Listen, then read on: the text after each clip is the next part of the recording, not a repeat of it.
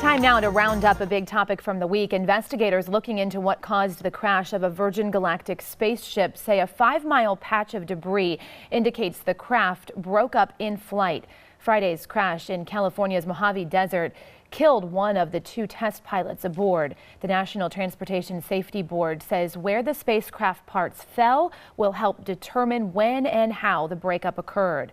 Virgin Galactic founder Richard Branson vows to continue commercial space exploration. It's certainly been a rough week for the future of space travel with the Virgin Galactic crash and the explosion of a private unmanned rocket. So will the setback put heat on NASA? That's our topic this half hour, and we want to hear from you on our Fox 26 Facebook page. You can weigh in on Twitter as well. Use the hashtag Fox26forlife. Our Sunday panel is standing by, and it's led by our Fox 26 legal analyst, Chris Tritico. Well, Chris, clearly I think this could have a huge delay on sending people who want to go and can afford to go into space. But do you think people will turn their backs on it? I don't. You have to examine this for what it is. This is a new venture that the United States is getting into, and it's no different than when we had a contest almost 100 years ago for the first person to fly across the Atlantic. 6 people died before Lindbergh finally made it because it's something that we're jumping into. And space travel is inherently dangerous.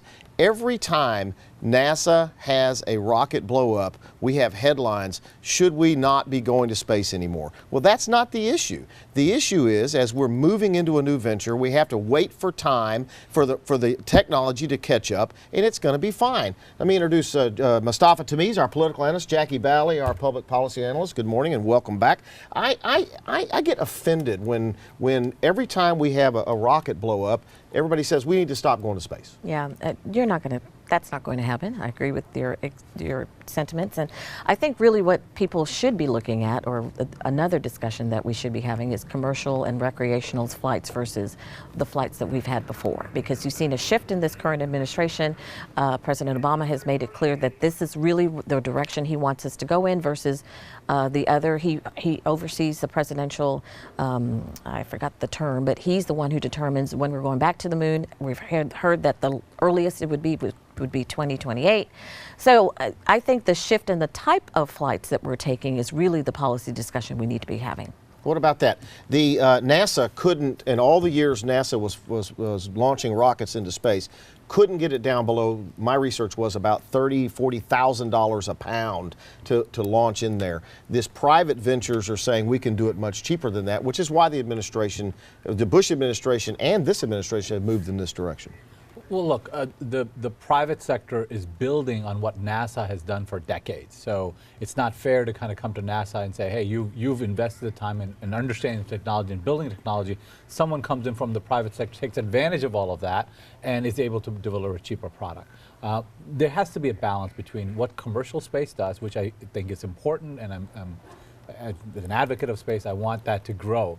But we also have to invest in NASA and building our own technology. And that's not happening. And no, that's it's not happening, no, and that's not happening not only in NASA, but in a number of other areas of research. And we need to invest more in our own future.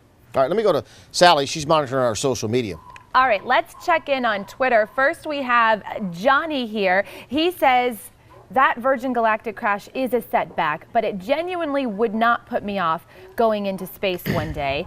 And then James, who's actually a former flight controller here in Houston, he says, what a sad week for commercial and private space. This is the painful part of exploration and advancing technology. A lot of people feel that way. A lot of the students who had their science projects from our Houston area on board that unmanned rocket, I mean, they got a real good lesson on the challenges of spaceflight this week. And I think James really said exactly what I was trying to say, is that it's a setback because now we have to re-examine how we're doing it.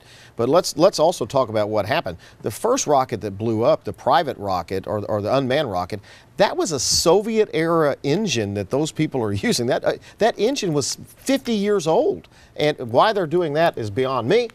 Jackie, but the company that lost the first rocket was using Soviet era engines to launch into space. Virgin Galactic is using new technology, which they're just testing. And Well, so there's two different models. Yeah, but they have to, because guess what? There's been a reduction in discretionary programs in NASA, and so we have to look at private funding to at least do this portion, the commercial and recreational. And this is the second time I'm agreeing with him today, which Wow. I know, I can't believe it, because Mustafa's right. We do need to invest in our space system, in NASA, and that has not been happening the last couple of years. And this, actually, what I think this should do is we should look at the precautionary measures, but we should also look at putting money back into the program, because we are investing in our future when we do that. Got just about 30 seconds left. This has been going on for a long time, that we've been defunding NASA. It wasn't this administration that started it. It's been several administrations. NASA, NIH, I mean, we've been cutting the federal budget, and we've been really cutting a lot of research, and that long term is going to have significant impact. Getting back to the story we're talking about Ebola, what you want is the United States government investing in cure of these diseases. All right, we're going to leave it right there. We'll be back with one more story coming up in about 20, 30 minutes. Okay, sounds good. We'll see you then. Let's send it over to Caitlin.